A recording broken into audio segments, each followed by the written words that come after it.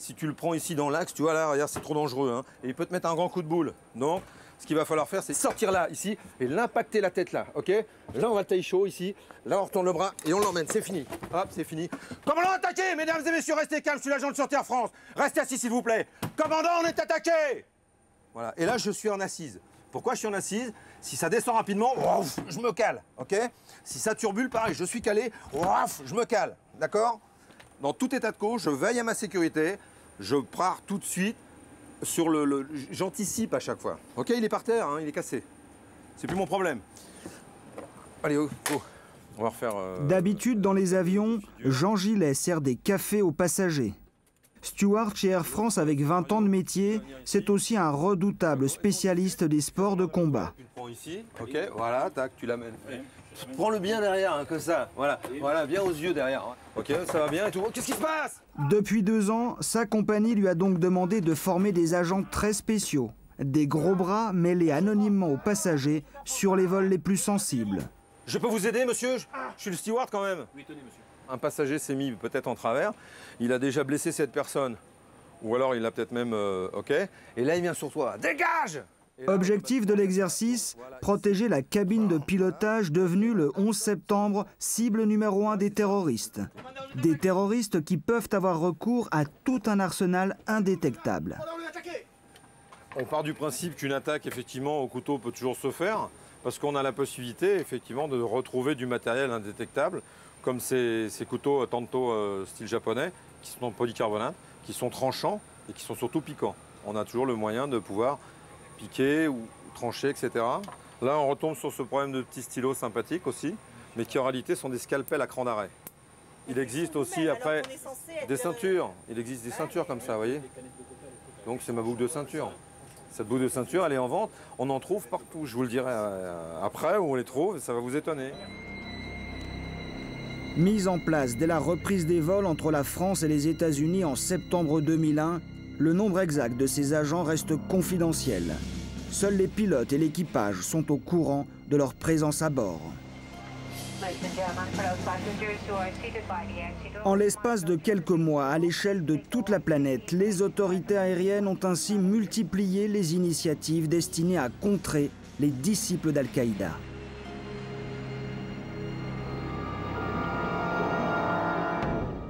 New York. Le site du World Trade Center à Manhattan, 2 ans après. L'ancien centre de la finance mondiale est devenu lieu de pèlerinage.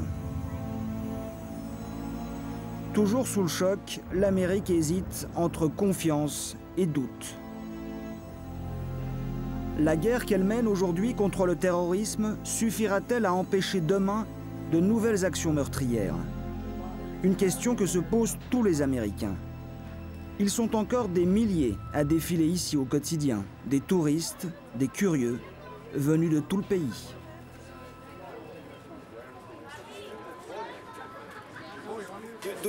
Vous pensez que ça pourrait se reproduire? J'en suis vraiment pas sûre. Je souhaiterais que ça ne soit pas possible, mais je ne pense pas qu'on puisse dire ça. Je pense que c'est hautement improbable qu'ils puissent utiliser un avion de la même manière que lors de ces attaques. Mais je ne pense pas pour autant que le terrorisme soit devenu improbable. Je crois que des attaques terroristes sont toujours possibles. Vous vous sentez en sécurité quand vous prenez l'avion aux États-Unis? Oui, absolument. Et pourquoi? Parce que c'est l'Amérique ici. On est très fort. C'est un grand pays ici. Ça pourrait arriver à nouveau? Non, pas du tout. Et toi, qu'est-ce que t'en penses? Vous avez un avis? Moi, je pense que tout est possible. On n'en sait rien avec les méchants. Comment ils sont, qu'est-ce qu'ils font. Vous voyez ce que je veux dire? À mon avis, ça pourrait se reproduire. Première étape de notre enquête, Atlantic City, à 2 heures de route au sud de New York. C'est dans cette station balnéaire réputée pour ses casinos que l'aviation civile américaine a lancé la contre-offensive, dans une base bien gardée, loin des regards indiscrets. Allez-y, allez-y, après vous. Visite organisée ce jour-là à l'attention des journalistes. Les Américains savent utiliser les médias. Notre guide s'appelle Adam, un ancien des commandos antiterroristes. C'est lui qui supervise la formation des Federal Air Marshals, les shérifs du ciel, des policiers en civil discrètement mêlés aux passagers dans les avions américains. Le tireur doit commencer à tirer assis dans son fauteuil, exactement comme il le ferait dans un avion.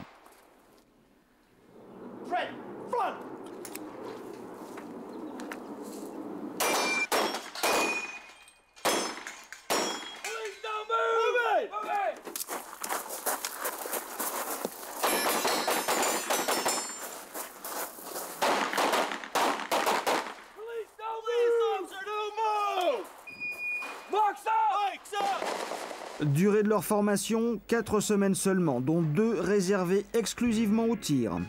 Après les travaux pratiques, place à la haute voltige. Cette fois-ci, dans ce bâtiment, les balles vont partir dans tous les sens, 360 degrés. Alors il faut faire très attention et rester sur vos gardes. En plus des protections pour les yeux et les oreilles, il faudra mettre un gilet pare-balles.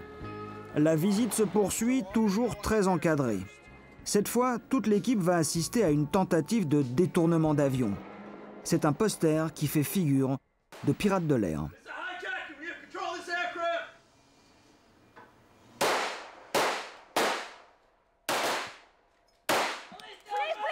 Ne bougez pas, s'il vous plaît, ne bougez pas. Les mains en l'air, tout le monde, et vite. Mettez les mains au-dessus de la tête. Consignes répétées en plusieurs langues à l'adresse des passagers. Nous sommes la police. Main sur la tête, main sur la tête. Maintenant, 2 caméramans peuvent descendre, 2, pas plus. Les principales difficultés dans un avion, c'est d'être entouré de très nombreux passagers. Vous ne savez pas où se cache l'ennemi. Il vous faut pouvoir communiquer avec vos collègues, avec les membres d'équipage, avec les passagers. Il faut travailler à 10 000 mètres d'altitude, tout seul, sans renfort, sans aucune possibilité de fuite et sans cachette possible. L'objectif principal, c'est de faire cesser la menace, quelle qu'elle soit. Si jamais il faut tirer, c'est pour arrêter cette menace. Le principal travail d'un Federal Air Marshal, c'est de ramener l'avion à terre, en sécurité, et que tout le monde rentre en vie à la maison. Une intervention armée dans un avion, mais avec quel risque pour les passagers? Ces risques, cet homme les connaît bien. Qu'est-ce que c'est que ça? Je me suis mis un petit peu au vert avec mes petites bébêtes là. Retour à la vraie vie. Allez, hop! À 47 ans, Thierry est un tout jeune retraité. Cet ancien militaire est l'un des rares spécialistes au monde à avoir connu l'expérience du feu lors d'une intervention antiterroriste à bord d'un avion. À l'époque, c'est l'un des meilleurs éléments du GIGN, l'unité d'élite de la gendarmerie nationale. Noël 94, Thierry est en permission lors de la prise d'otage de l'Airbus d'Air France sur l'aéroport d'Alger. Il est rappelé d'urgence. Un commando islamiste armé s'empare de l'appareil juste avant le décollage. Les terroristes abattent 3 des passagers, l'appareil s'envole alors pour la France, où le GIGN intervient sur l'aéroport de Marseille. À 17h15, on a le feu vert. Favier le commandant nous donne le top action. Et là, on est les premiers à arriver. Voilà, la passerelle. Alors, Olivier qui est chargé d'ouvrir la porte, qui est bloquée forcément, parce qu'on avait un petit problème. Bon, là, moi, je suis juste derrière avec mon manurin. Là, ça va très vite. Une fois que le chauffeur en dessous a donné le petit coup de marche arrière, la porte s'ouvre d'un seul coup. Et là, on rentre très, très vite. Là. Thierry est le premier à entrer dans l'avion. Et là, je me retrouve sur un type qui me tire dessus avec un pistolet et un gars devant moi avec un Uzi. Donc je les neutralise tous les deux, plus un troisième après sur la droite. Mais tout ça en 5 secondes. Et le quatrième que j'ai pas vu, qui est le chef, lui avec sa Kalachnikov m'a arrosé quoi. Les 4 terroristes sont abattus et tous les otages libérés sains et saufs. Après 3 mois d'hôpital, Thierry pose avec l'équipage de l'Airbus. Au cours de sa carrière, Thierry a tiré des millions de cartouches à l'entraînement.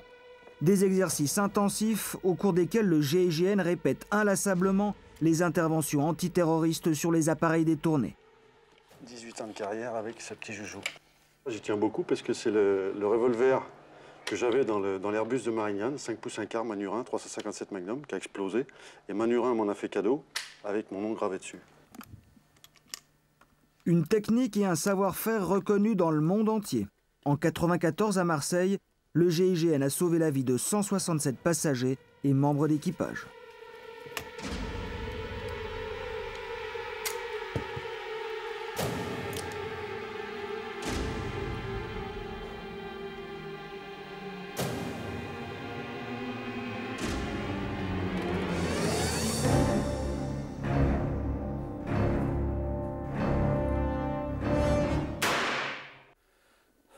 Moi, on m'a toujours appris dans mon travail, notamment mon père spirituel, un coup, un seul, et où il faut.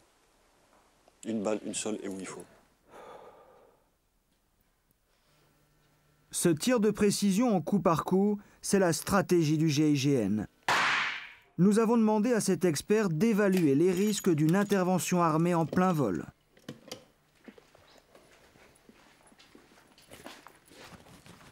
Les risques, c'est de se retrouver devant un type armé si la sécurité n'a pas été bien faite au départ, au sol, et puis qu'il y ait une fusillade qui éclate dans l'avion. Et là, le feu appelle le feu, une cartouche va partir, une deuxième, et là, ça va être une boule de feu. Ça, c'est clair. C'est pas 2 cartouches qui vont partir, c'est les chargeurs complets qui vont se vider. Et là, je vous explique pas ce que ça peut donner là-haut, quoi. Ça pourrait être dramatique. Une balle blindée, parce que c'est la munition traditionnelle, de 9 mm Parabellum, c'est une munition blindée qui est hyper dangereuse. Si jamais un des Marshals loupe son coup, il va taper dans le passager, qui va tuer le deuxième passager qui est derrière, peut-être même le troisième. Il faudrait, à moins que ces gens-là aient une munition particulière. Là, bon. Mais l'arme automatique, moi, je suis complètement contre. Quel type de munitions et d'armes utilisent les Américains? Difficile de le savoir, nos interlocuteurs préfèrent rester discrets. Le pistolet, un SIG de fabrication suisse, est bien une arme automatique. Mais les munitions du 9 mm sont de 2 types. Des balles dites frangibles capables de tuer sans perforer la cabine et des munitions semi-blindées beaucoup plus risquées pour les passagers et pour l'avion. Je vous conseille de tenir la rampe en montant. Les marches sont parfois glissantes. Avant de quitter Atlantic City, ultime démonstration. Cette fois, l'exercice a lieu à bord d'un avion. Ok, tous les acteurs sont prêts? Le tir se fait avec des balles en plastique et ce sont des acteurs casqués qui jouent le rôle des passagers et de l'équipage. Nous sommes virtuellement à 10 000 mètres d'altitude quand soudain, 2 hommes se lèvent, les terroristes du scénario.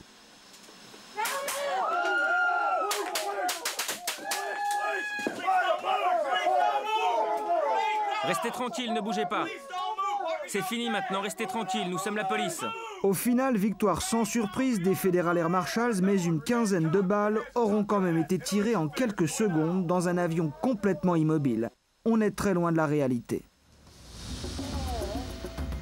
Georges Papantoniou a passé 28 ans de sa carrière à la DEA, la célèbre agence américaine de lutte contre les stupéfiants. Depuis un an, c'est l'un des grands patrons des Federal Air Marshals. Bien sûr que c'est dangereux chaque fois qu'il faut utiliser une arme, partout, et en particulier à bord d'un avion. Quoi qu'il en soit, nous sommes très confiants. Nos Federal Air Marshals sont extrêmement bien entraînés, et ils ne vont se servir de leur arme que dans les cas de vie ou de mort, quand il n'y a pas d'autre moyen. Je peux vous garantir que si on avait eu des équipes de Federal Air Marshals à bord des avions le 11 septembre, on n'aurait jamais connu cette tragédie.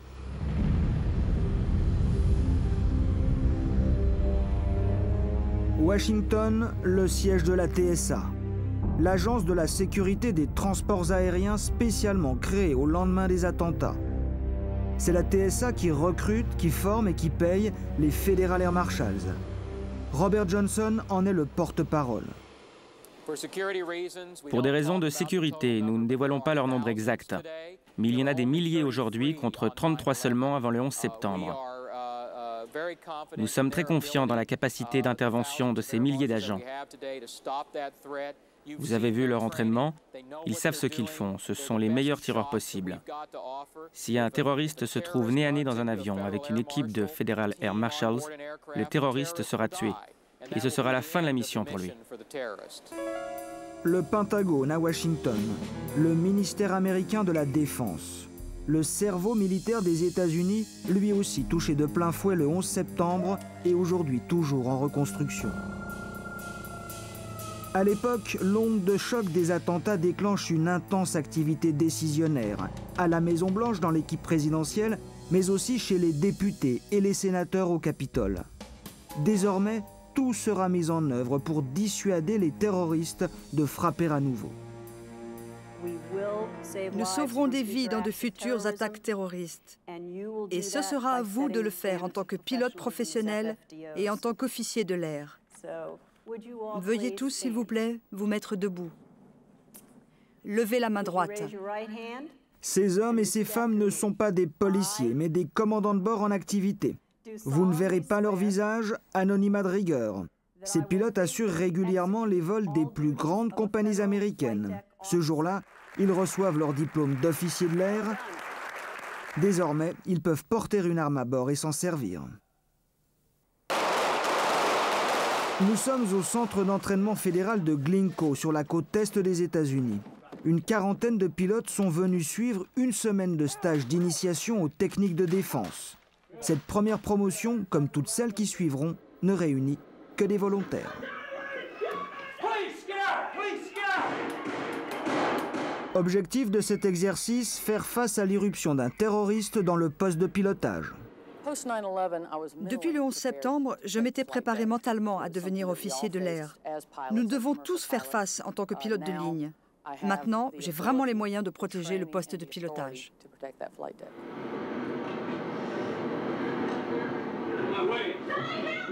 Tous les scénarios sont envisagés, y compris la prise en otage d'un passager ou d'un membre d'équipage.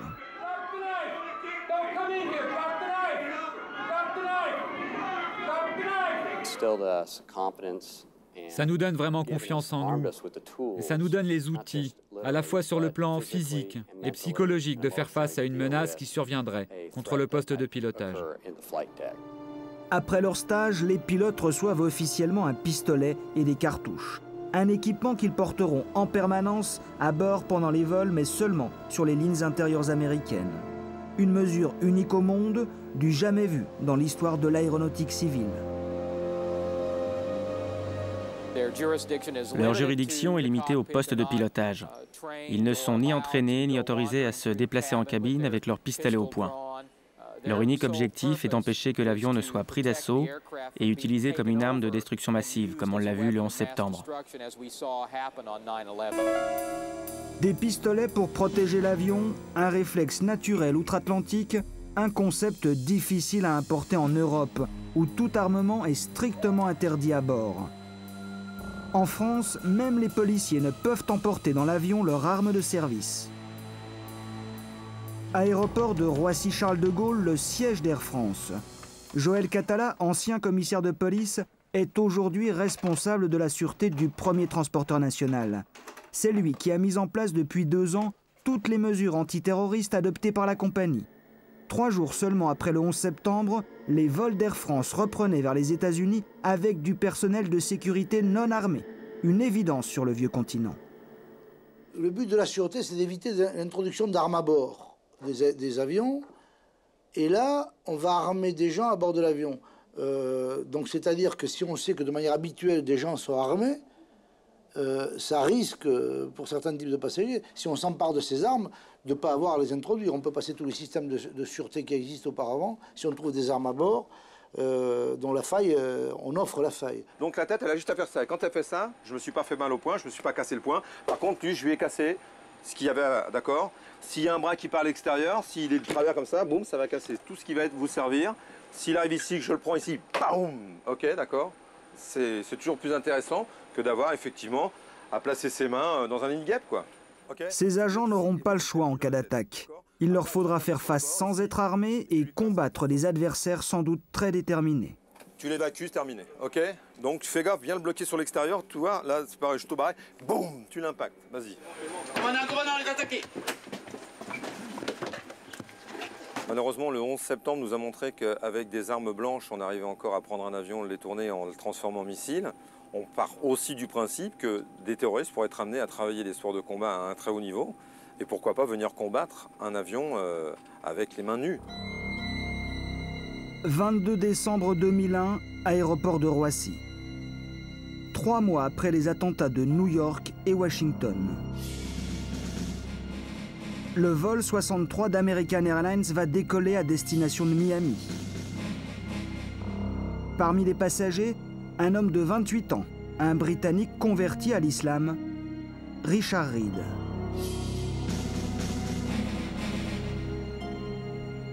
Quand il est arrivé, il s'est assis et immédiatement le sac à dos, il l'a posé devant lui, à ses pieds. Voilà.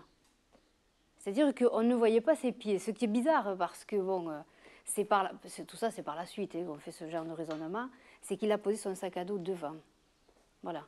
Et il n'a pas bougé, je vous dis, de cette position pendant 2 heures. Richard Reed, l'homme au basket piégé, un terroriste lié à Al-Qaïda. Ce jour-là, à Roissy, il passe tous les contrôles de sécurité sans être identifié. L'avion décolle à 11h30 avec 197 personnes à bord. Parmi les passagers, Annie et Jean-Claude Joly, un couple de Toulousains qui partent en vacances pour les fêtes en Floride. Ils sont assis non loin derrière Richard Reed. Quelques minutes après le repas, mon mari me dit « Mais tu sens pas, ça sent la fumée, ils ne sont pas gênés parce qu'ils fument. » Ben, j'ai dit « Je ne sais pas, oui peut-être, tu as raison. » Bon. Et ensuite, on a vu une hôtesse, quelques minutes après, qui est partie en courant au fond de l'avion et elle est revenue avec un extincteur.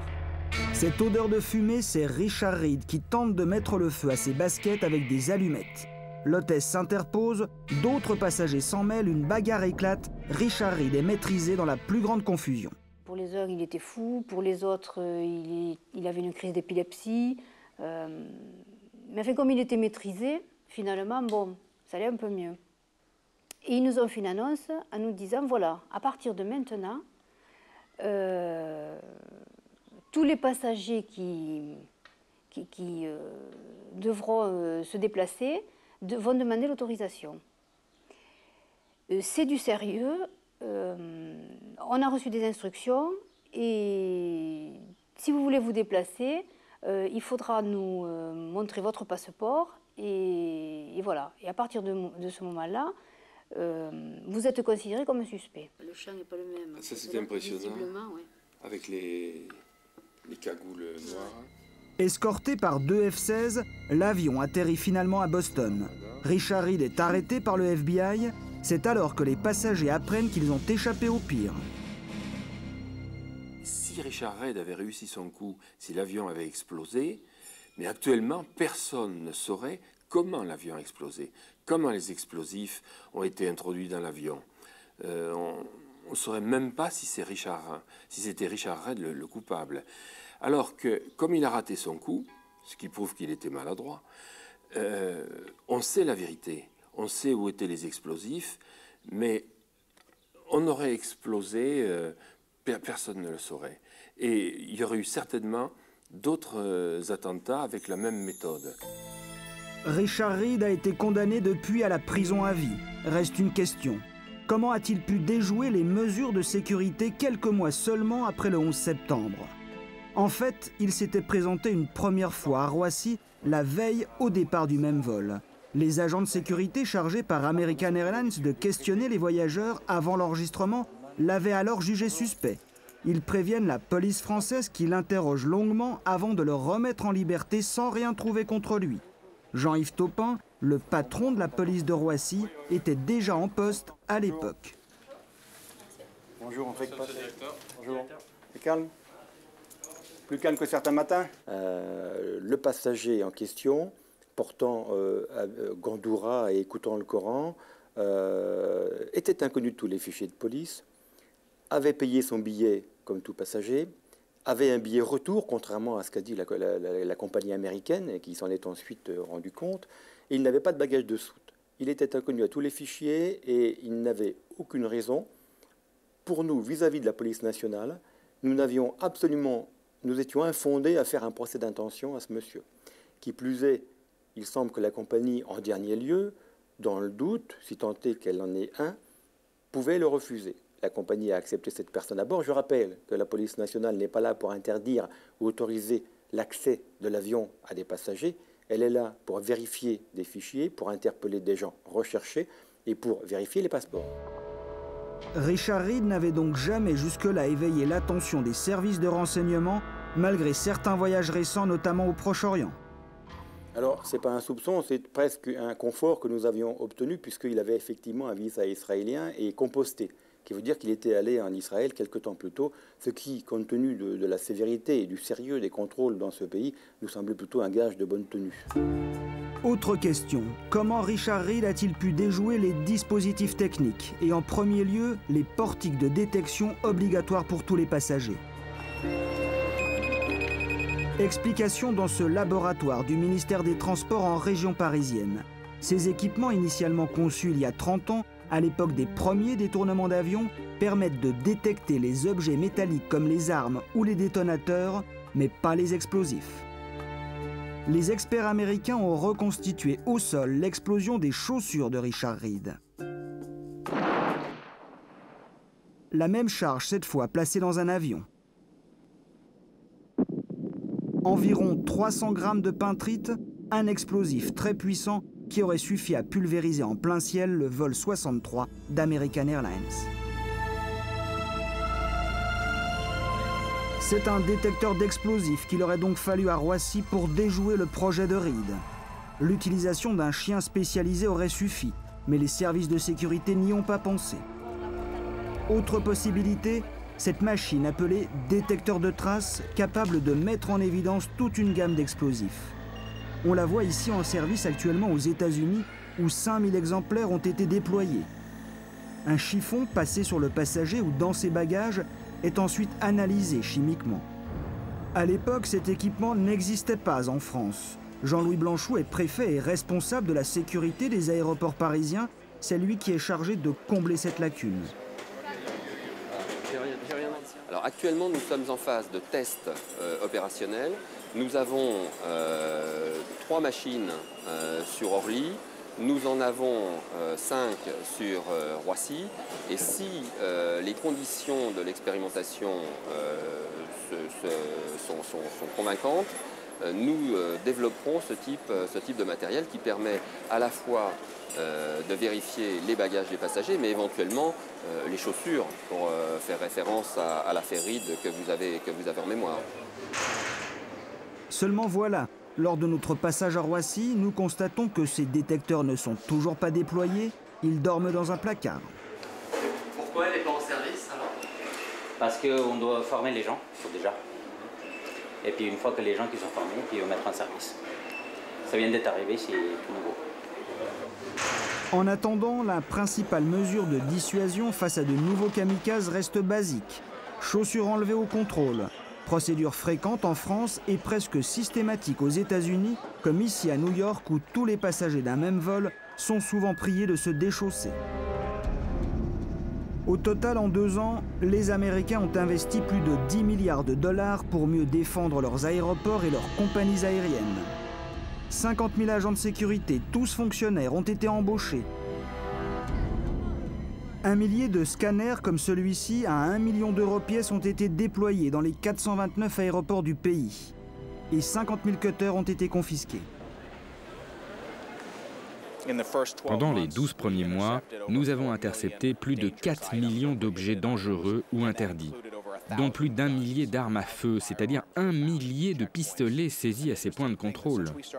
Par ailleurs, depuis qu'on vérifie les bagages de soute, et entre parenthèses, à peine 2% de ces bagages étaient contrôlés auparavant. Maintenant, on les contrôle principalement pour les explosifs, mais aussi pour les produits dangereux.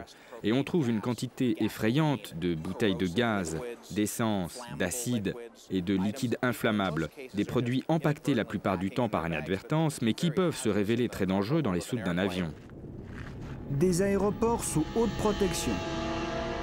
Retour en France à Roissy. Un véhicule blindé de la gendarmerie prend position en bout de piste. Plus loin sur les taxiways, une voiture en patrouille qui escorte un avion en partance pour le Moyen-Orient. Un dispositif mis en place pour la protection de certains vols à l'atterrissage ou au décollage. Des destinations sensibles. Les vols israéliens, compagnie El Al, Arkia et d'autres. Du style les avions d'État, les avions présidentiels. Et ce sont les essentiels. Donc là, votre présence est systématique? Oui, systématique. Oui. Une présence dissuasive depuis l'attaque au missile d'un avion de la compagnie israélienne Arkia au Kenya en novembre 2002, il faut davantage sécuriser les abords des aéroports. Il est 8 h du matin à Roissy, arrivée du vol Air France 007 en provenance de New York, les passagers quittent l'avion. L'équipe de sûreté monte à bord. Bonjour messieurs, dames. Il faut faire vite, l'appareil repart à la mi-journée pour les États-Unis. Tout est passé au peigne fin, à la recherche de ce qui peut servir d'arme, de la lime à ongles à la paire de ciseaux, volontairement ou involontairement oubliés. En priorité, on recherche s'il n'y a rien de suspect, si les gens n'ont rien laissé de suspect. Par exemple? Un petit couteau, un petit canif, donc, selon le vol. 10 h du matin, l'enregistrement des passagers qui emprunteront ce même avion vient de commencer. Les formalités débutent pour chacun par un feu roulant de questions. Les bagages et leur contenu vous appartiennent-ils? Oui. Qui a fait vos bagages? C'est moi. Quelqu'un vous a-t-il remis quelque chose à emporter? Non. Un paquet par exemple? Non. Ou quoi que ce soit d'autre? Non. Tous les bagages de soute sont ensuite acheminés au cœur même de l'aéroport. Ici, chaque jour, plus de 100 000 valises sont traitées par plusieurs dizaines de détecteurs d'explosifs. Retour à l'aérogare, contrôle de routine pour les passagers du vol. En France comme aux États-Unis, des objets parfois surprenants sont souvent confisqués à la dernière minute. Ça m'énerve parce que je pense pas qu'on puisse tuer des gens avec un tire-bouchon. Et puis voilà. Puis de toute façon, ils ont qu'à mettre dans les avions des gens armés pour veiller sur la sécurité. Oui, passez par là. 12h30, dernière fouille avant l'embarquement. Les passagers sont choisis au hasard. Là encore, c'est la dissuasion qui prime. Ultime dispositif de sécurité, la porte du cockpit désormais blindée. Une porte à l'épreuve des balles.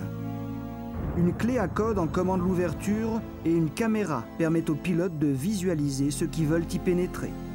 Une porte qui restera fermée du décollage jusqu'à l'atterrissage. Vous savez, la sûreté, c'est d'abord de la dissuasion. Hein, et c'est aussi des mesures qui se voient, mais ça vise aussi à éviter que quelqu'un qui aurait des mauvaises intentions passe à l'acte. C'est ça aussi la sûreté. La sûreté, c'est pas le risque zéro. Le risque zéro, ça n'existe pas. Le travail des gens, des professionnels de la sûreté, c'est de faire en sorte que le risque soit le plus près possible de zéro. La France a été touchée par 32 actions illicites. Attentats en aérogare, détournement d'avions, explosions en vol. Ces actions ont fait 205 tués et 187 blessés.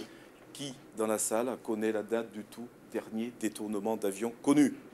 Stage d'information sur la lutte antiterroriste. Chaque année à Roissy, 20 000 personnes assistent à ces séances obligatoires pour pouvoir obtenir leur badge.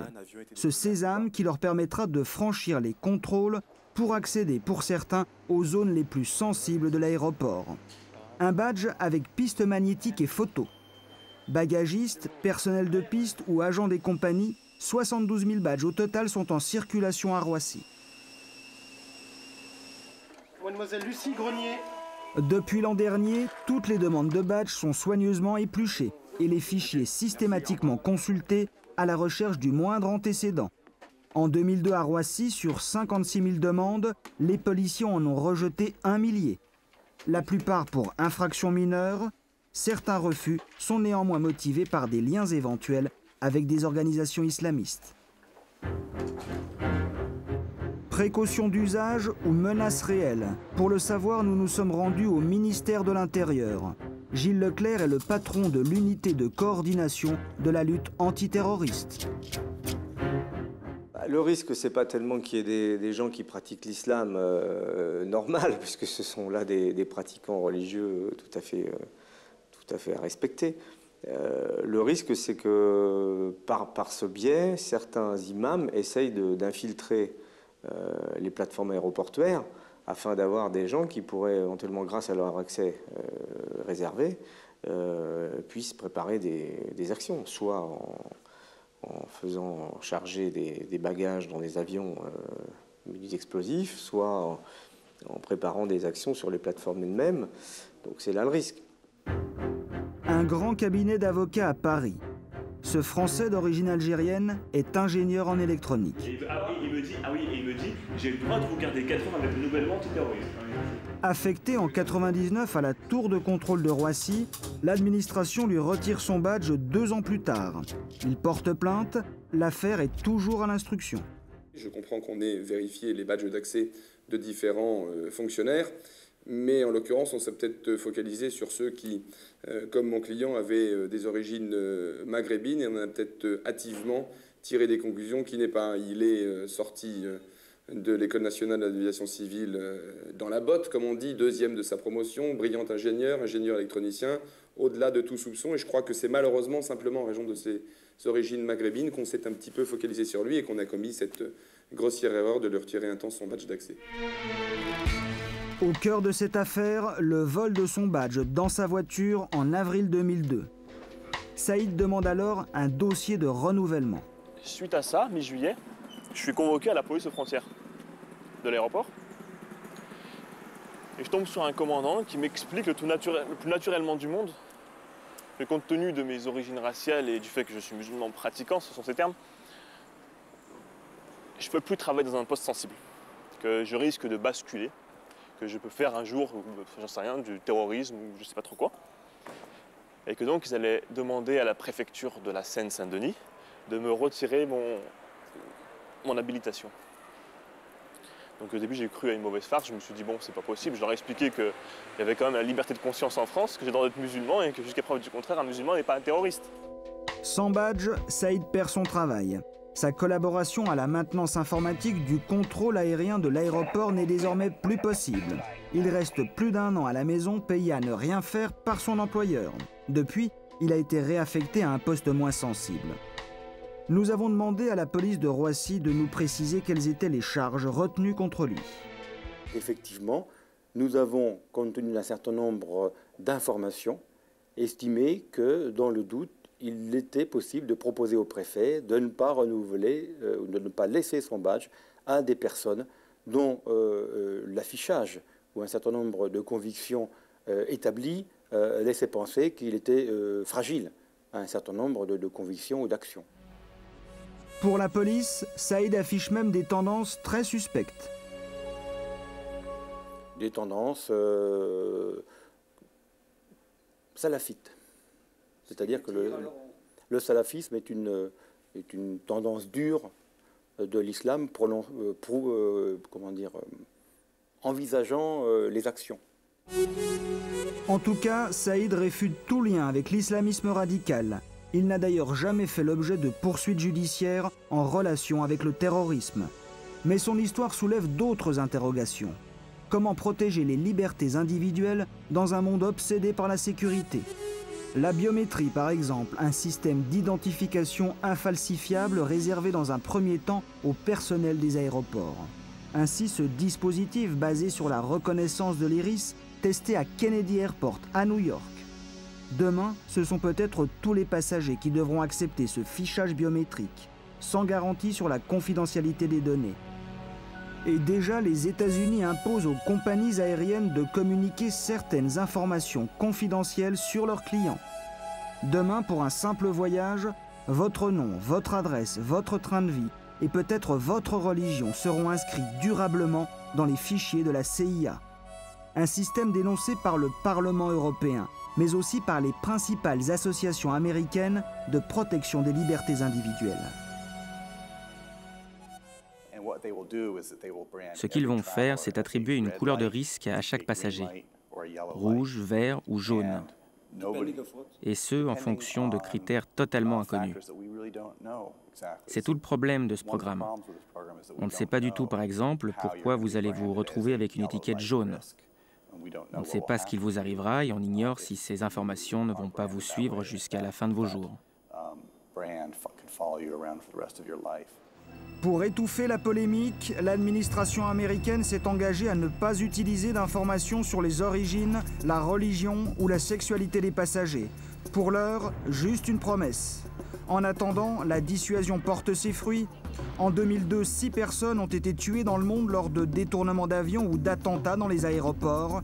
Parmi elles, 3 étaient des pirates de l'air abattus par les forces de sécurité.